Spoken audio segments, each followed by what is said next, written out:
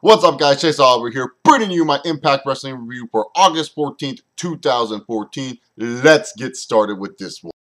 We kicked off Impact this week with Bully Ray, and he's done with It Happens, and thank God, because we're all done with that Dixie Carter feud. And then all of a sudden, he calls out Devon, celebrates with his brother. Out comes Matt Hardy and Jeff Hardy, and they want to have one more match just for the sake of it all, just because of all the history they've had as a tag team tonight on Impact. And I just said to myself, look, TNA, don't y'all have an event called Hardcore Justice next week?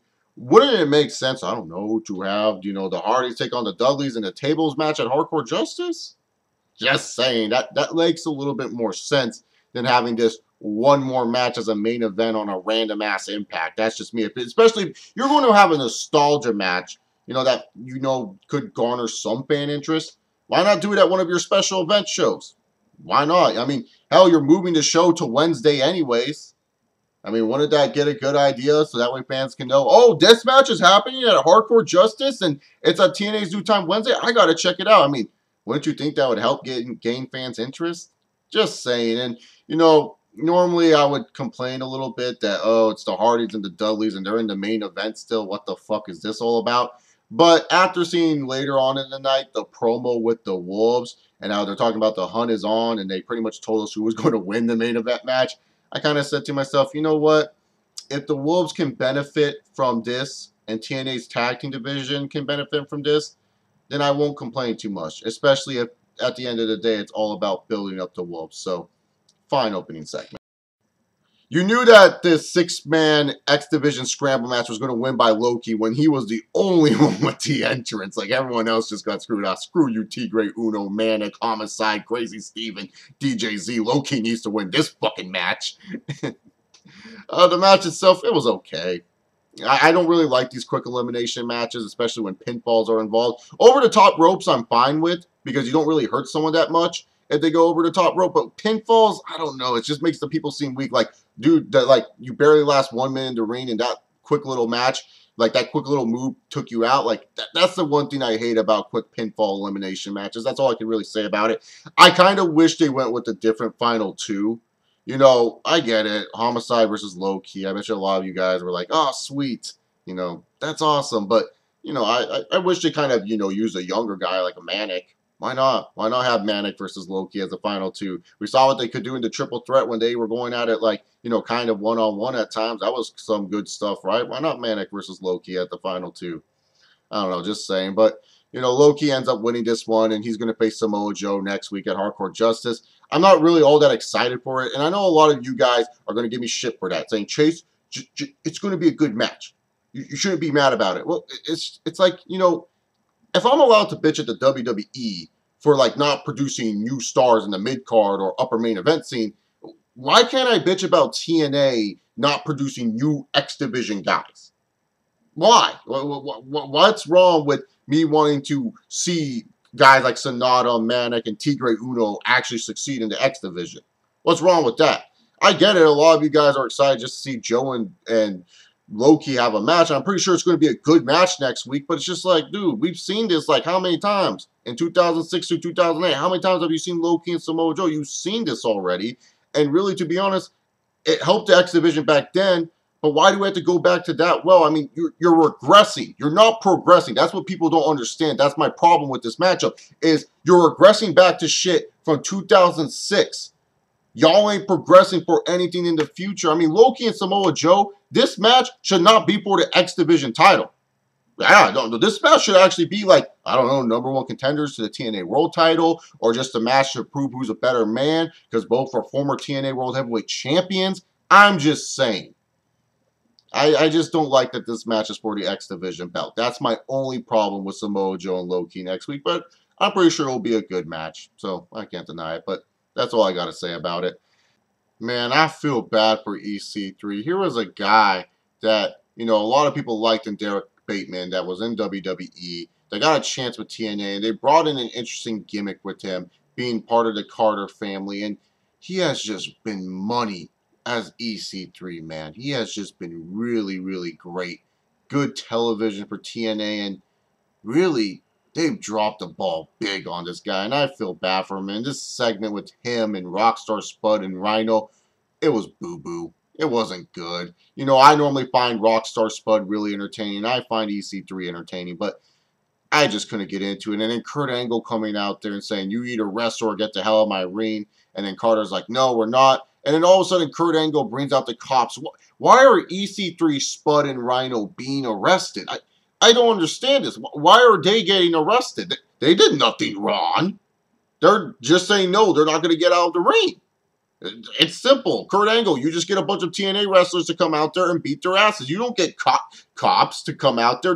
They're a part of your roster. They're a part of your contracted superstars. You can't just arrest your contracted superstars just because they don't want to wrestle. I mean, that's like heel tactics 101. The heel normally says no to situations like that. Then you just send out babyface wrestlers out there to kick their asses. You don't get the cops for no reason. There's no reason why they should have been arrested. This segment was just dumb to me. I just feel bad for EC3, man. Such potential and a great character that they've just ruined, man. God, it pisses me off sometimes. I'm glad I'm not the only one out there in the world that doesn't care about Anderson, Gunner, and Samuel Shaw, because it turns out the New York crowd didn't even give a shit about this feud. They were doing anything else but to give two shits that Gunner and Anderson were having a match. We got CM Punk chants. We got ole, ole, ole, ole, ole, ole. We got the da, da, da, da, da. We got the fucking Adam Rose theme, man. We got everything besides, you know, Gunner and Mr. Anderson. These two just put on a terrible fucking match. And then out comes Samuel Shaw. And you know these fans do not care about this feud. They don't even know the motherfucker's name. They're like, thank you, wrestler. Thank you, wrestler.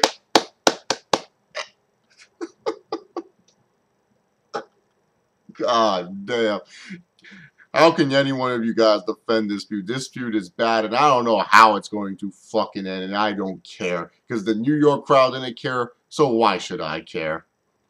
The Knockouts Fatal 4-Way title match was a good one. I thought this was one of the best matches of the night for Impact, and I'm not stretching that imagination. I really did feel like this was one of their best matches. Definitely one that you should check out from this week's show. The one thing I'll have to gripe about it is just when I thought it was going to get to really good territory, they kind of ended it a little bit too quickly. That's just me. Like, once the beautiful people started fighting, I was like, oh, okay, now this match is going to start picking up and it's going to get really, really good. And then it was just kind of like, let's just end it quickly.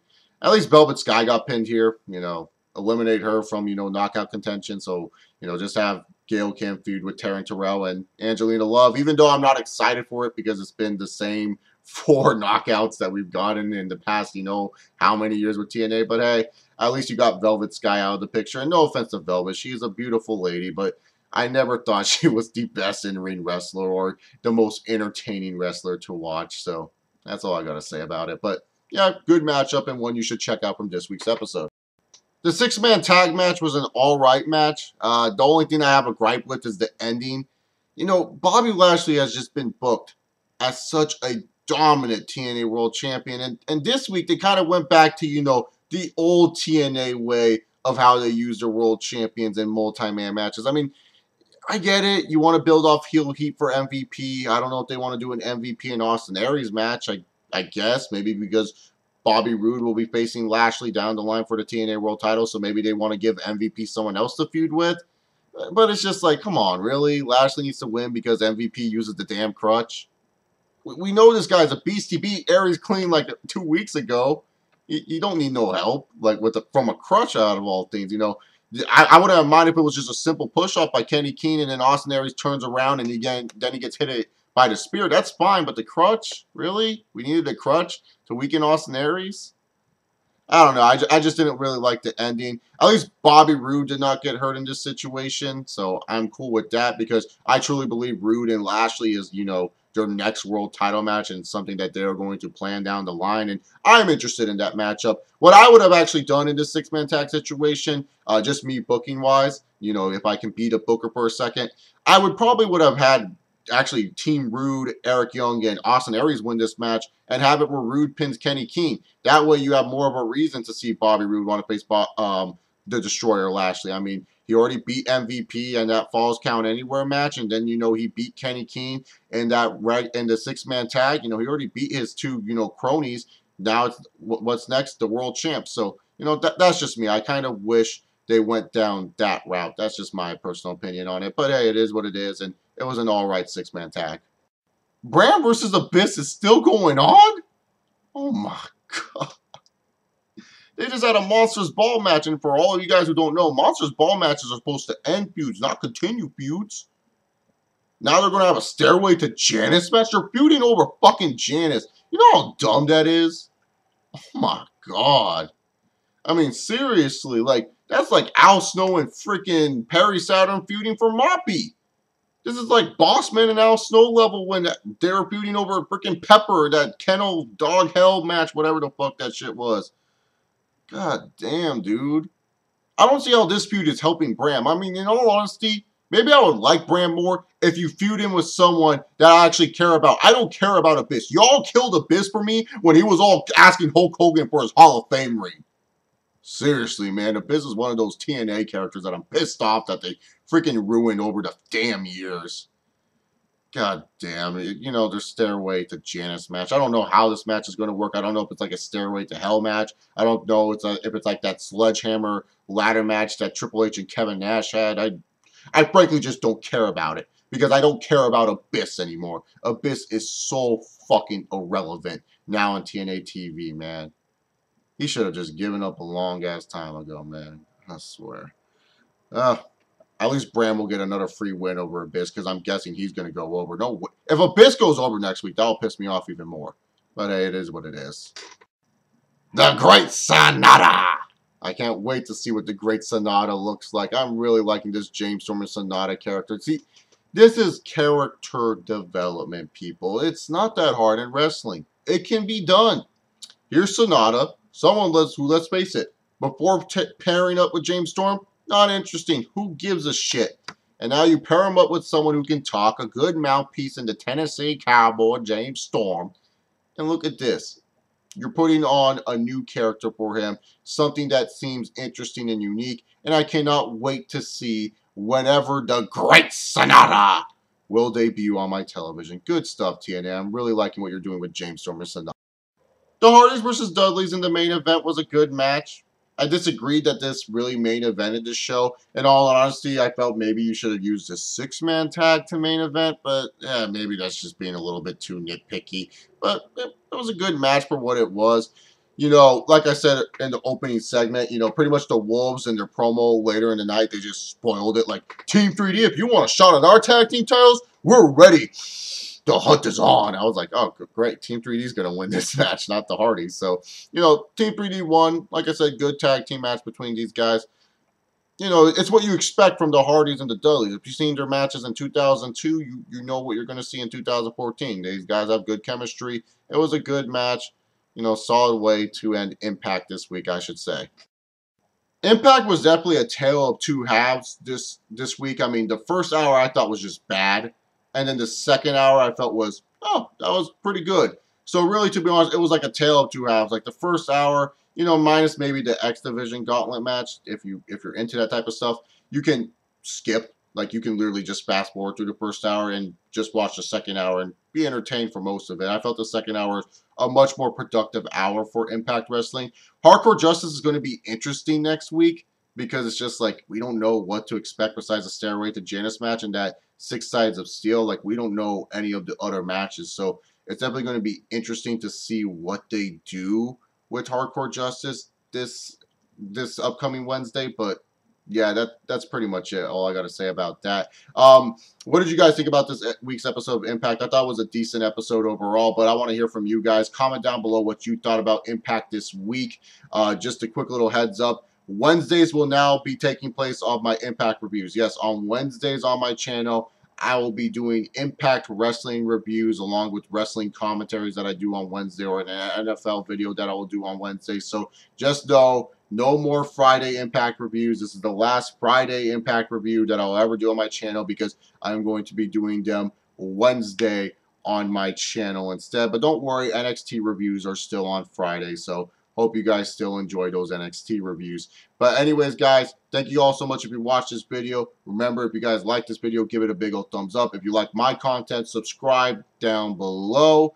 And make sure you guys check out all the other videos. Check out my Twitter at ChaseAuber68 and check out my website, chillinwithchase.com. I am out of here. Hope you guys enjoy your day. Peace.